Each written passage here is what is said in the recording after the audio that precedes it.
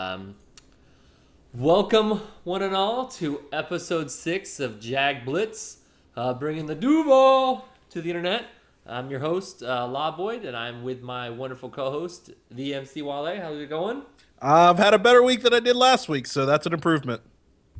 How's improvement? How? Like, what is? Uh, well, I got a little bit of good news, and I will probably announce that on the show a little bit later. But it's just been a smooth week. It's a 4-day work week for me. I'm taking Friday off. Looking forward to a long Labor Day weekend. That's good. I'm right there with you for looking forward to an actual Labor Day weekend myself. It's definitely been an interesting week, being at the game and everything, and then also kind of just work. So I'm definitely looking forward to this weekend. I've got my fantasy draft this Sunday, so I'm curious. I got pick 8, so I'm kind of screwed. How many? How many teams? 12. That's okay. That's not the worst. That's not bad. No, but personally, I typically like having picks in like the top 4 or the last 4. So like 10, 11, 12, or 1, 2, 3, 4, because then I know that I get my second pick a lot quicker, whereas I got to wait. And I've done a few mock drafts, and some odd players have fallen to me at 8, but the person that I'm drafting with is like, oh, no, no, it's not going to happen. DeMarco Murray's not going to fall to you at 8 or blah, blah, blah. I'm like, okay, we'll see what happens.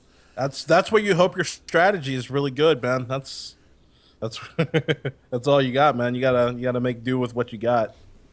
No, I'm right there. So we'll go in. We're a podcast slash stream that talks about Jaguar stuff, everything and anything related Jaguar. And if something really big happens in the NFL, then we'll kind of cover that too. We're just Jag fans talking about stuff that we hear and feel that other Jag fans want to hear about. Unlike a lot of what happens over local news and local radio. So we'll hop right into it. Our main topics that we've kind of got, we do kind of a quick hits or a blitz part.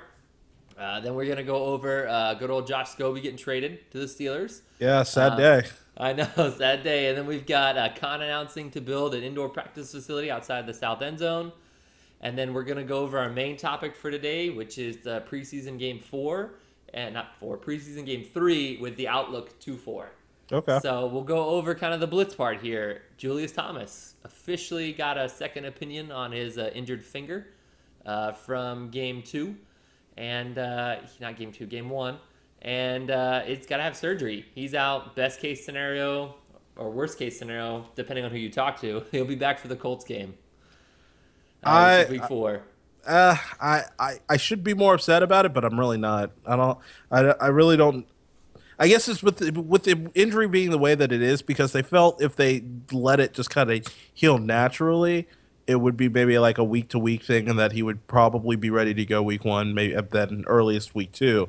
But the fact that he has to have surgery is a little disappointing. But like I said, not too upset about it. I think we've got some playmakers in Alan Hearns and Allen Robinson, Mercedes Lewis, if he can continue to kind of keep the form that he's had during the preseason. It'll buy us some time until we really need Julius Thomas back. No, I'm right there with you. I think the only concern for me, and this is because to be honest, I wasn't really high on Julius Thomas when he was with the Broncos, but I won't say that after watching some film on him that I wasn't excited to have him as a free agent. It just seems that this guy can't ever play a full season healthy. And I know we're talking, freak accident injury, all the other stuff, but it's one of those things where I do hope that this is just a little bump in the road and that he stays healthy throughout the season. It seems like Julius Thomas misses 4 games every season. So hopefully this isn't... but if he's beasting for you in the remaining 12... That's true. I would rather it be in the first 4 than the last 4. Like the Broncos kind of got screwed last year where he was out of there for the last 4 games, or it seemed like he was out of there for the last 4 games because their offense just kind of imploded on itself. But no, there's that. And then roster trimming. Roster trimming has started to happen. Nobody that's been surprising, do you say, that's kind of either been waived, cut? Nobody cut, but the trade of Josh Scobee really was the most shocking out of the 75 man roster moves. Even though a lot of us, I think, thought it could happen, we really didn't expect it to actually happen. So Josh Scobee getting traded to the Steelers for a 6th round pick in this upcoming draft, and I mean, I like the move. Don't get me wrong. Like Josh has been an institution here in Jacksonville for 12 years. You know, for ever since his rookie year, and then just being a guy that's constantly out in the community and like really embracing Jacksonville as a home, and thinking that he's had a down year or two here or there, but he's still considered a pretty solid kicker. So a lot of us, I think, were hoping that he might be able to finish his career out in Jacksonville, but unfortunately not. It's not going to happen. He'll be a Steeler for this year and then enters free agency. I wish Oh. the best for him, though. I really hope that he does well for the Steelers up there in Pittsburgh, and really kind of puts himself in a good position to maybe get a ring. Yeah, I'm right there with you. I think Big Cat Country was first, people I saw report on this where they were saying, there was a possibility of us, losing Scobee and even Brian Anger, that they were possibly, and it was just kind of a like what if kind of thing, kind of more of like just talking to the wall almost.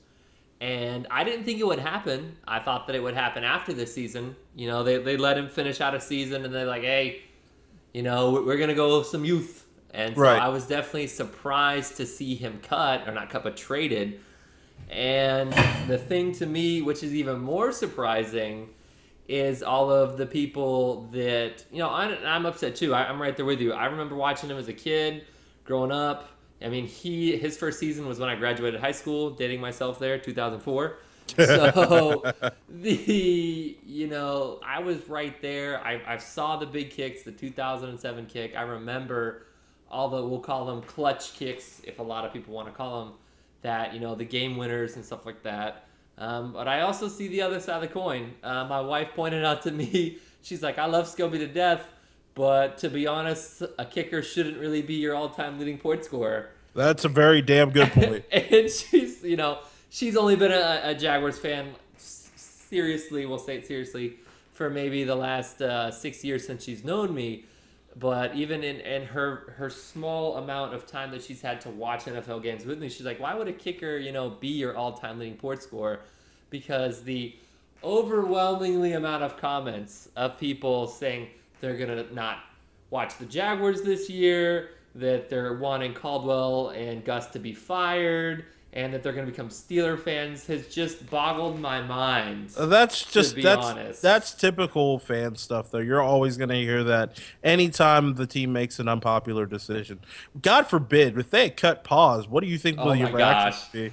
Like, I would be excited. Like, I would be stoked because it means we're trying to get better, but it also, like, a lot of the casual fans don't really see the actual football side of stuff. They only see the player and what he meant to them and what he means to the community and stuff. And look, don't get me wrong. Like I said, I love Josh. Me and Josh we're buddies. Like, we've played golf together and all that stuff.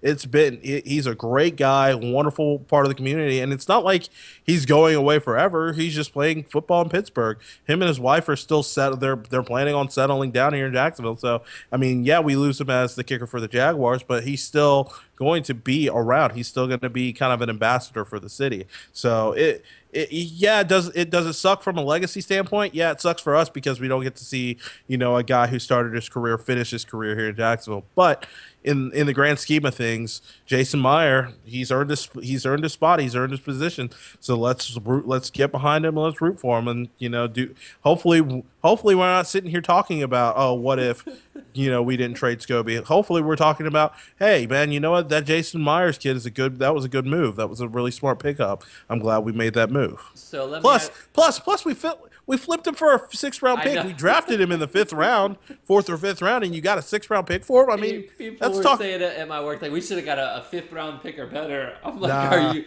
what are you on? What are you on? You're trading somebody that's at the tail end of their career, 33 years old. Nothing against anybody that's of that age bracket, but in football, we're talking, that's old man's territory unless you're a quarterback. And it just was like, you got it. To me, if we're talking Dave Caldwell as a GM, or the Wizard, we'll call him, you get a pick for Gabbert, who a lot of people in the whole league would have widely considered a 1st round bust when you traded him to the 49ers. And then you get a pick for a player that's at the tail end of their career that maybe he's got 2 or 3 years left potentially. I don't know.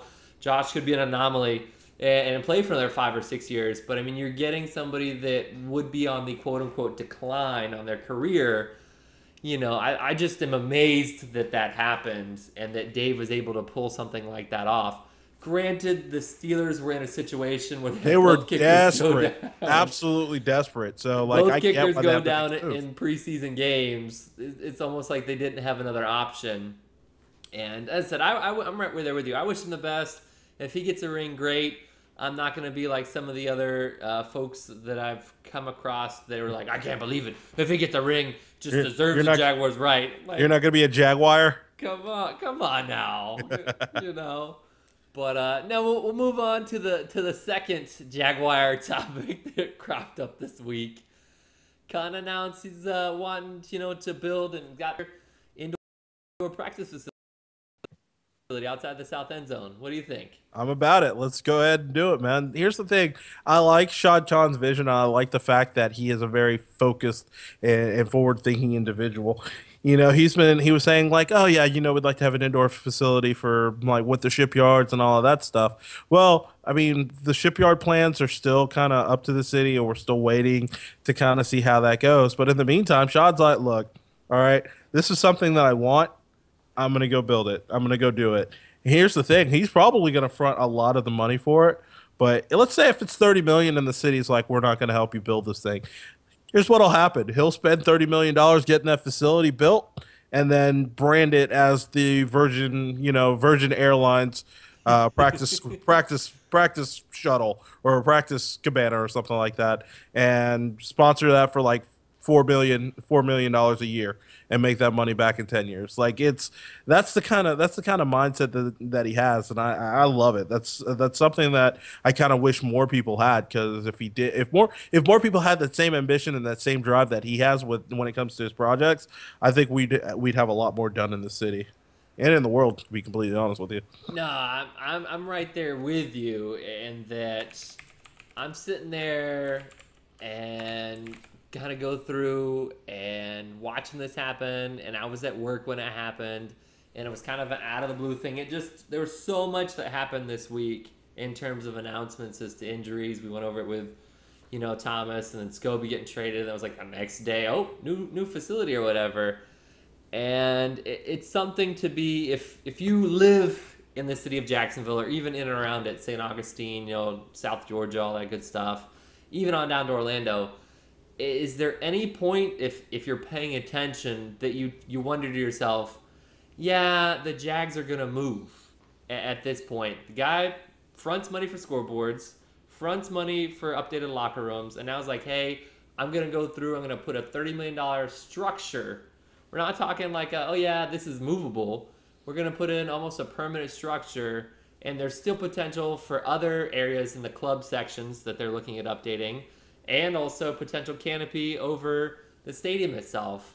And that to me is just, and I've seen it a lot today because of what's been kind of talked about. We've seen it a lot this week. And that people are saying, okay, the Jaguars are going to move to St. Louis because the Rams are going to move to LA or whatever. It seems like every year there's a new city or site that we're supposed to go to. And Khan's just sitting there like giving everybody the finger, like, yeah, you can talk what you're doing, but I'm gonna do me. Right. And it's very, very nice, and I thank my lucky stars every day that Khan was not able to buy the Rams and bought the Jaguars.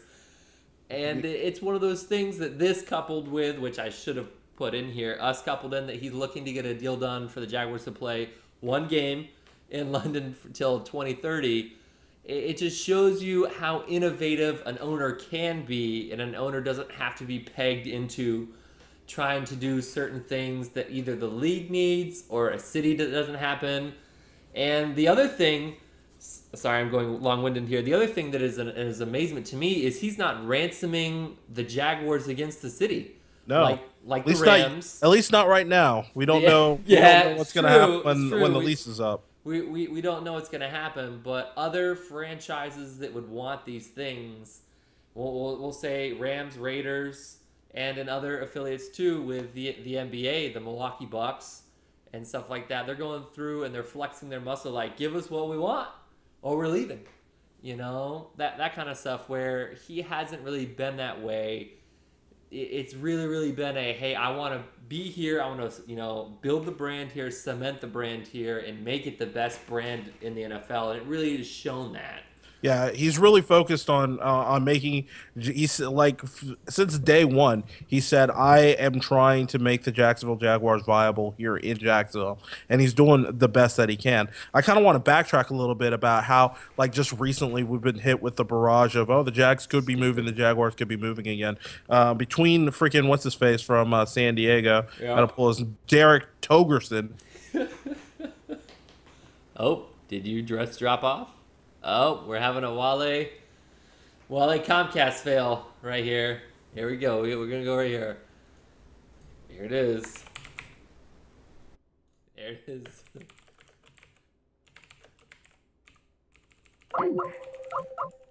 Oh, there we go. You get to see my picture.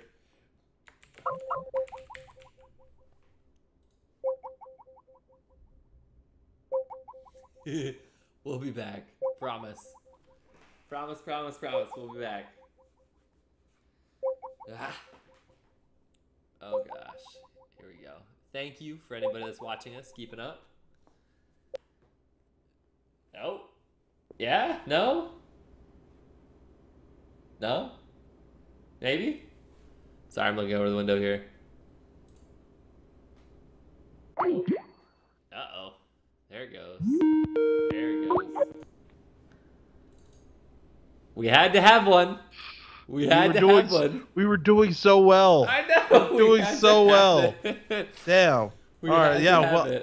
Damn, I got sidetracked. So, anyways, talk between Derek Togerson talking about the San Diego Chargers moving and Jacksonville moving to San Diego, and then also Jason Cole from Bleacher Report talking about, hey, well, if the St. Louis Rams lose their team, the Jacksonville Jaguars can move to St. Louis because they're a media market. It's like, look, all right, first off, let's use rationale here for a second, all right? Something a lot of sports media does not do. Which I don't fucking get.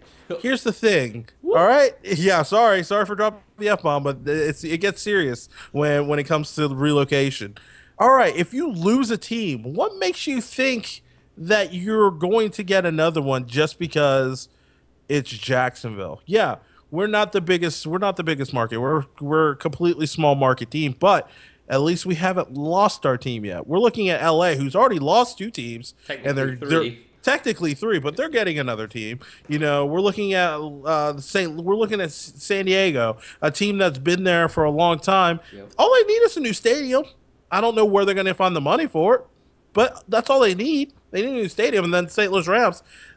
I don't think St. Louis really cares that much about football. I'm going to go out there and say it. I just don't think they care that much about football. They've got a great baseball team. You know, they've got a lot of other. They really would rally. I think they would much rather rally around their baseball team than they would around their NFL team, and it's just disappointing. I don't know why you would think that if a team were to move from a city or a situation because they don't have a stadium or they're not making a ton of money, that, oh, well, Jacksonville's a small market, they'll just move up into the next media market because they want more money. That's not how relocation or even like logistics don't work that way, if that makes any sense, you know? They're not UPS. Yeah, we're not gonna. It's not like, oh well, Jacksonville could lose their team because we just need to replace them in San Diego or St. Louis. That's not how the shit works. And so I just need if you're watching this, and you're not from Jacksonville, feel our pain, because this is the stuff that we have to deal with on pretty much a bi-monthly basis. At least once a month, or at least once every other month, we're dealing with, oh, the Jags are moving to London. I mean, I've heard that the Jags were moving to Mexico City today. Yeah, I saw that. Yeah, someone like an NFL Network retweeted a fake tweet saying that Jacksonville was moving to Mexico City. I mean, people are saying like they're going to move to London, they're moving to LA, they're moving to this, they're moving to that, but none of it is founded or based in truth. So if you're an NFL fan that likes other teams, but you follow the NFL, look, when Jacksonville says, hey, when the fans of Jacksonville are like, look, Jacksonville's not moving, and these are the reasons why. Please pay attention. Please listen to it. If you see articles that are like, oh, Jacksonville could move, or this could that, or this could that, read into it. Do some research. It takes maybe a minute or two to actually Google what's going on here in the city, and then kind of form your own opinion for yourself. Right now, it's a lot of clickbait. They know that they're going to rile up a lot of Jacksonville fans, and people are going to click and read their stories. After a while, we just get freaking tired of it. It's annoying. It's absolutely annoying. I'm sorry for the rant, but that pisses me off so much. No, I used to be more, I'll say, passionate about movement. A lot of it would have been I think a lot of it would have stemmed from number 15, when number 15 was supposed to come to the Jaguars and save the franchise, and that's what I refer to him as. I refuse to call him by his true name, Voldemort. But Timothy Richard Tebow? Yeah. And that, he was supposed to save the franchise and all this other stuff. And I think that was the first point that I realized that mainstream sports media, for whatever reason, doesn't like us, and I don't know why. Well, and I tried to rationalize it with that 2005 Super Bowl. The thing to me, and I don't know. Like, I went through, and part of me wonders, is it because the franchise saw so much success at the beginning, and the franchise gave some of the most notable quarterbacks in the 90s their worst losses, like John Elway? It's possible. And Dan Marino and Steve Young. And I was at Dan Marino's last game. I was at Steve Young's last game. I mean, I don't know. Is there some sort of subconscious, deep-setted sentiment that these guys that were covering the NFL during the quote-unquote heyday of the NFL are bitter because we potentially embarrassed, their idols during that time frame? I don't know. It just seems one of those things where it seems like any other franchise can have something terrible, and I'm not picking on any franchise. The Raiders have a whole upper deck covered. And yet nobody talks about that. The Tampa Bay Bucks can have some crazy, weird stuff going on where they're having, like, people getting infections. The MRSA infections, yeah. And that was a 30-second story. Nobody talks about that. And the St. Louis, Rams, and I know they have diehard fans, not saying they don't, but they have been a bottom of the barrel attendance team for a while now, and I don't know why, because they went to 2 Super Bowls and won one. How do you win a Super Bowl as a franchise and then your fan base just evaporates? Look at Tampa, 2001, man. They won that Super Bowl, and people were all aboard until about 2004, 2005. Yeah. And then it fell off a cliff fast. I just don't get it. I think that, and this is not me trying to hype up our team, I think that if we were to go and win one, I think that there'd just be so much excitement and so much, like, we made it, started from the bottom, now we're here, we made it kind of stuff that would happen, that you would have people our age that would just be fans, it doesn't matter. And it would always be this thing you reference back, where now we reference back to the 90s.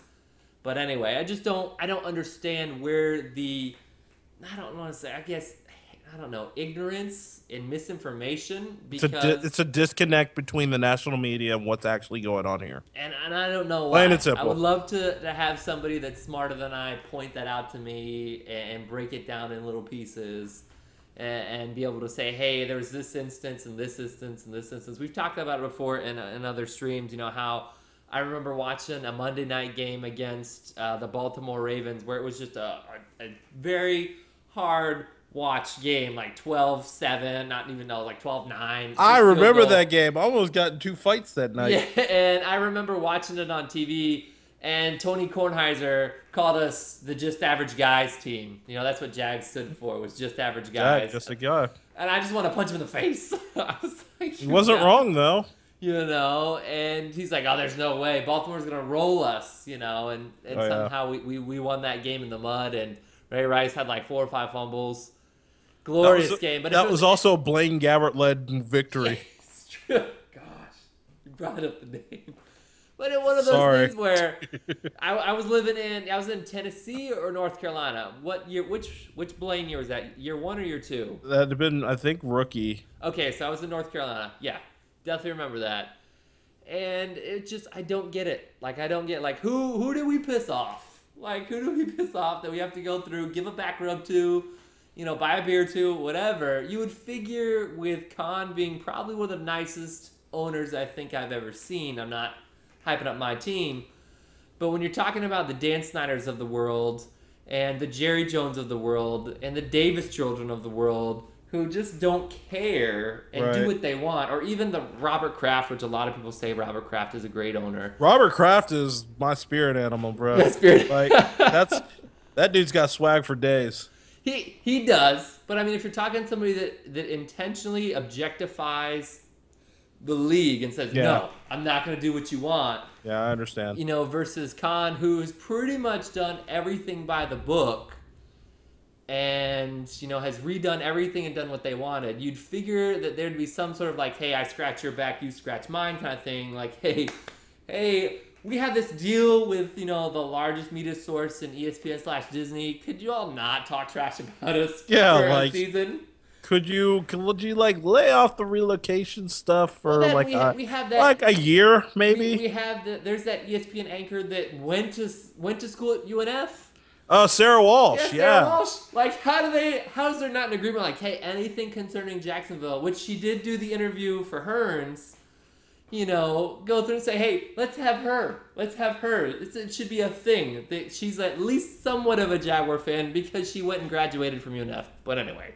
Doesn't make her a Jags fan, but I get what you're saying though. I do. Let's go ahead. Let's move into the next subject though. Like let's recap the third preseason game and look forward to the Washington game tomorrow night. Mm-hmm. What are a couple of things that you saw against the Lions that were really encouraging? So quick, Blake Bortles is looking like the guy. We've talked about it for the last 2 episodes. Blake Bortles looks the part. And that hasn't happened since, back when we had that season 2007 with David Garrard. And then before that, it would have been Mark Brunell. He looks the part.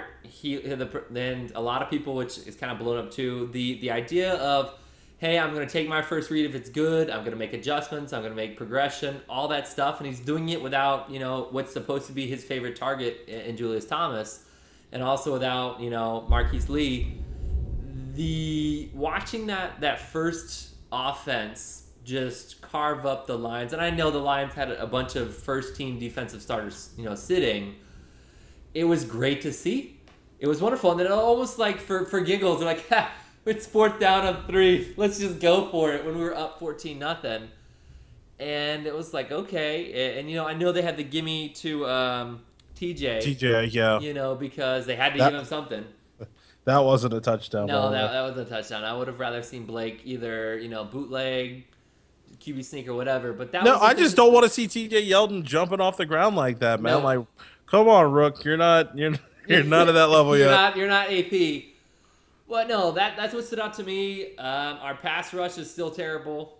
I mean, non-existent. That was just, it was embarrassing, to be honest. Is that we could get no viable pressure. There were a couple plays where I was like, okay, and it seemed to me that the defense gave up after we went up 14-0 and missed that 4th down opportunity. They're like, okay, yep, we can move the ball here. We've seen what we need to see. And then, of course, after that, the embarrassment that is Henny stepped in and ruined the game. But, I mean, other than that, I was very, we'll call it toasty, for most of that game. So I was fired up. You were just toasty. Oh, I was smoldering. Not on Nubs level in the bunny costume, but I was definitely enjoying my time there. What about you? There are two throws that Blake threw that I have not seen in Jacksonville in a long time. The first one was the post pattern to Mercedes Lewis. Yes, where he threw it right between the safety and the linebacker. Put it right in a spot where only Mercedes could get it, and he goes up and he snags it. Then the second throw was also to another tight end. It was to Clay Harbor, and he fired that pass to Clay Harbor before I think Harbor even knew the ball was there. Yes. But it was just it was put in a spot where either Harbor was going to catch it or it was just going to get dropped. There was no ifs, ands, or buts about it. And Clay Harbor pulls it in for like a nice 12 or 15-yard completion. And Blake looks so good. He looked comfortable in the pocket. He was making the right decisions. He wasn't flustered out of the pocket too many times. The offensive line held like they're supposed to. So I mean, offensively, the run game was a little weak. A little shaky at best. You didn't really see a lot of holes for Jay Yeldon, but you didn't see a lot of holes for the rest of the running backs either. And then just defensively, I mean, Aaron Colvin got burned by Golden Tate, but that's going to happen. It's going to happen. Golden Tate honestly, he's a wily veteran, man, and he's a crafty wide receiver. Aaron Colvin was there step for step with him, but when Golden Tate put his hands up, Colvin turns around. He turned around a little too late, and by then it was too late. The ball's Golden Tate's hands. Colvin's trying to recover, and he trips and falls, and it's a touchdown. So, but that's gonna happen. I think Devon House played a little bit better this week than normal, and but the pass rush, like you said, it's still dismal, just really bad. It's becoming a problem because you've already lost Andre Branch. You're not going to have Andre Branch for a significant amount of time, which this is going to sound terrible. I'm not too upset about that. I mean, he's supposed to be a replacement middle linebacker, as you said. Right. Well, I'm not too upset about him not being able to rush the edge, but I do. But having Ryan Davis trying to step in, he was kind of ineffective. Chris Clemens only played a few snaps, but he was ineffective as well. It's just it's starting to be a bit of a concern. So I don't know how you're going to fix the pass rush outside of creating stunts or maybe rushing Scooter a little bit more on second and third downs. But you're going to have to find something. You're going to have to find some way to generate some pass rush. So let me ask this: was the pass rush or lack thereof more concerning than our lack of being able to stop the run? Because that was almost embarrassing. That was pretty much on the same level for me that game, and that we let this kid who looks to be great. He looks to be good. I think he's going to be a good running back. And we let him and whoever their other running back just run all over us the whole game. Was a little, and I'm really hoping that part of it is that it's preseason and nobody really wants to get hurt, so they're like, okay, yeah, no big deal. That's really what I'm hoping for, but if we're not going to get any pressure, I would hope it's like an either or kind of thing. Like, you get no pressure, but we're solid on defending the run. Or, I think if you look back at the first two games, the run defense was a lot better than it was in the third game. Okay. So I think you're going to see more of what happened in game 1 and 2 as far as run defense than what it was against the Lions. But keep in mind, the Lions run offense is really good. Okay. So it's not bad at all. So we'll hop right into game 4. Game 4 is tomorrow night, Thursday, against the Washington football team. Yeah. That's to me what they're called. Fair enough. Washington football team. I don't understand Dan Snyder. Why don't you just change the stupid name and get the president to sign off on you to get a stadium in DC? But whatever. You're I don't know. So they're playing them. Kirk Cousins, no RG3. The Gus was pretty, I don't want to say coy, but kind of like, I don't know how long the starters are going to play for. They're not playing. Yes. Just don't. Just don't. I won't even watch the game. Yeah, I'm not going to see, we're going to see Kirk Cousins play because he needs the reps. I get it. But what are you looking forward to seeing or not seeing? Or are you even going to watch this coming on tomorrow night? Oh, I'm totally going to watch it. I have nothing else. I have nothing better to do on Thursday, so I'm definitely going to watch the game. I really don't. Yeah, except to watch. God, that's going to be so disgusting. I'm going to need to get drunk to watch that game. I'm going to get blitzed. No, but honestly, I want to see how some of these second-teamers and especially some of these guys that are fringe players, I want to see how they're going to do. Because it'll be interesting to see if they have the ability to kind of stand out and change their status from bubble guys to guys that are firmly on the roster. I know that Neil Sterling's supposed to get some playing time, so that'll be exciting. I also know that James Sample is Yep, supposed to James Sample. get some snaps of free safety, so it'll be interesting to see. I also want to see guys like Nick Marshall Yes. stepping into the corner position and playing well. I want to see Corey Grant get a little bit more of an opportunity. I want to see Storm Johnson try and save what's left of his Jaguars Oh, career oh, tomorrow that's bad. by doing by showing that he's at least practice squad worthy Practice because squad, special teams, yeah, something. I want Chad Henne to drive down the field and maybe score a touchdown or two.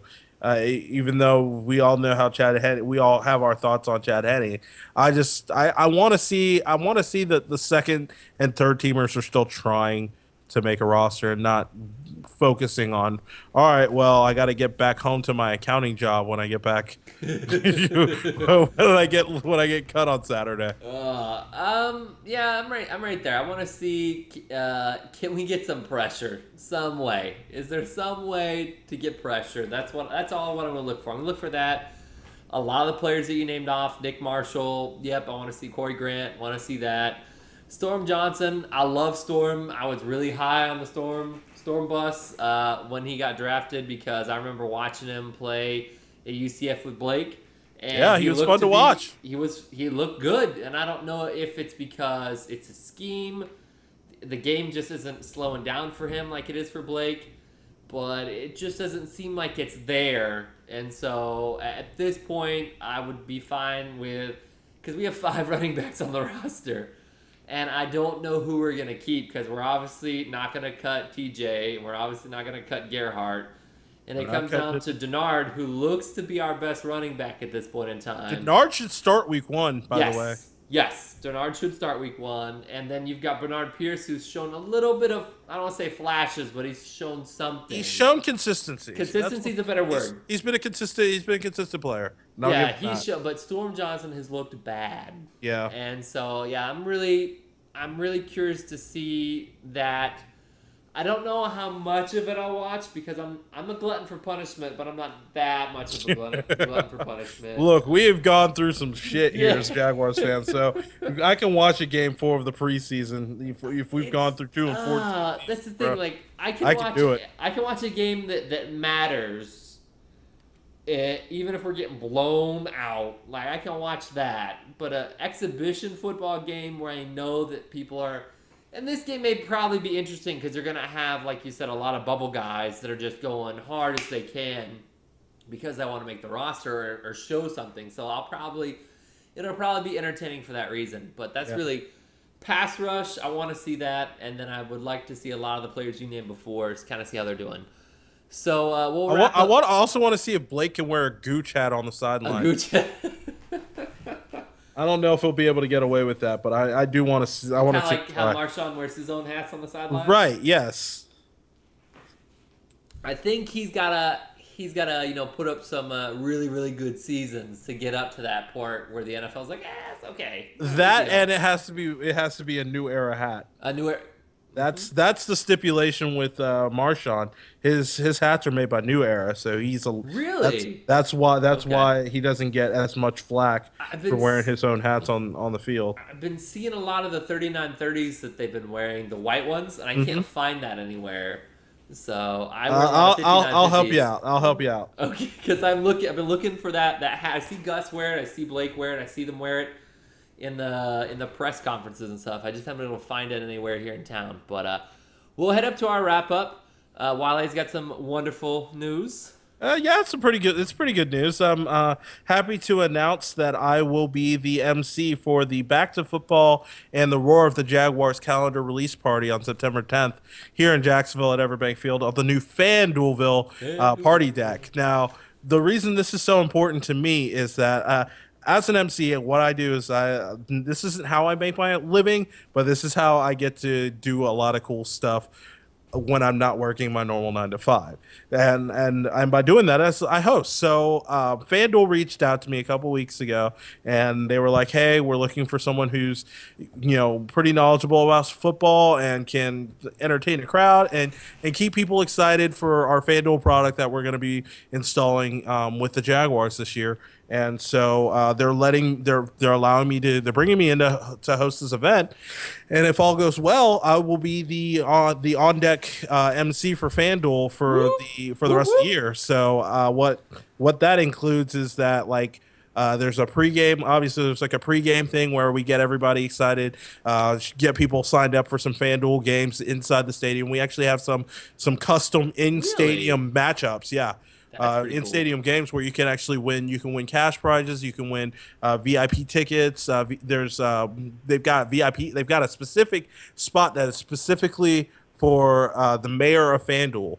And it's like you have your own pool cabana with you and like all of your friends. Yeah, and you get to hang out and all of this stuff. And you kind of get to like hang out in FanDuel and be kind of the obviously the VIP for the area for the entire game. And it's really great. It's wonderful. But anyways, it's something that I'm excited about. I'm nervous about it because it's something that is a little different than what I'm used to, but I'm more than capable of handling it. But I'm really excited because this is stuff that I love to do. I didn't get the name MC Wally for nothing. You know what I mean? So it's like I kind of want to live up to that moniker. So I'm excited. If you live in the Jacksonville area, come out to the party. It'll be September 10th at 6:30. I believe it's a $5 cover fee, so just can kind of get your foot in the door. It's a little bit of a charge, but it's going to be a good time. Dave Caldwell and Gus Bradley will be there. Okay. We're going to have some players there, and obviously the lovely dancers of the Roar are going to be walking around if they're going to be getting ready for their calendar release. So it should be a good time. Plus, I think we're going to be giving away some stuff from FanDuel and doing some really cool things with it. So that's really my big announcement, man. I'm stoked and I'm excited about it. So hope to see as many of I can there. I'm super happy for you. I'll be there and the wife will be there. I'm sure food and beverage will be there available, right? A food and beverage available for purchase. Yeah, they've got they're gonna have like drink specials and stuff, like $2 or $3 drinks and all sorts of stuff, like $5 appetizers, all that stuff. I may have to Uber. I may have to Uber there. Yeah, look, it's Thursday night, man. You might have to Uber and take the day off Friday. Ooh, make it a 4-day weekend. Hey, look, I'm looking at back-to-back 4-day weekends already because I took Friday off. And then because Monday is Labor Day, our office is closed on Monday, so I've already got a built-in 4-day.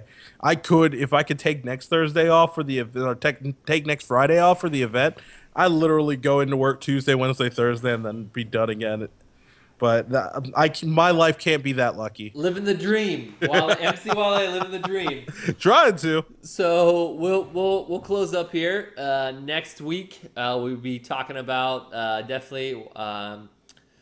It'll be the day before the event, so we'll be going over that again. Another little blurb there. We'll be going over preseason game numero 4 against the Washington football team. We'll be talking about football that matters. We'll be talking about football that matters against the Panthers. And my buddy is actually coming on down from North Carolina to watch the game, and he'll be sitting in section 124 with me because my wife has got some prior engagements. Okay, all right. So, which was... Anyway, side topic. The people that I'm season ticket holder, the people that were there last year, they remembered me when I was there at the last game. And they're like, we can't believe you're back! We can't believe you're back! I'm like, of course I'm here. I'm here with you. So they annoyed the crap out of me last year. But I'm excited that they're excited. So it's that whole... building a relationship with the people that are there. But anyway. It really is. Like, I sit next to Wiggleman on Twitter, and I also sit next to a guy named Jags fan Josh on Twitter as well. So it's like every time I see those guys, it's good because I know them. But like getting to know the people that you sit around, especially all season, it's actually kind of cool. It is, and that's something I sit a little bit further back from most everybody else, sitting row double E. But it's one of those things where I'm really excited to see, and I know that my section, the people that are beside me will give my friend hell just because he'll be wearing some form of Panther memorabilia. I'm trying to get him to wear his Beeson jersey, but he's like, he's not on the team. I'm like, so? That's all you got. Unless neither you is Justin Blackman. Yeah, I've got one. I considered wearing it just because it's the only white jersey I have, and I don't want to bake. I gotta cut mine into like a tank top or something. That's the only way I'll be able to wear those shirts. I think my wife had kicked my butt though for cutting up a jersey I spent that kind of money on to a tank top. Yeah. So we'll wrap this up. Please follow us here on Twitch, and then also this video will be posted to wonderful YouTube right afterward. JagBlitz on YouTube. Any questions you guys have? We would love to do some more engagement.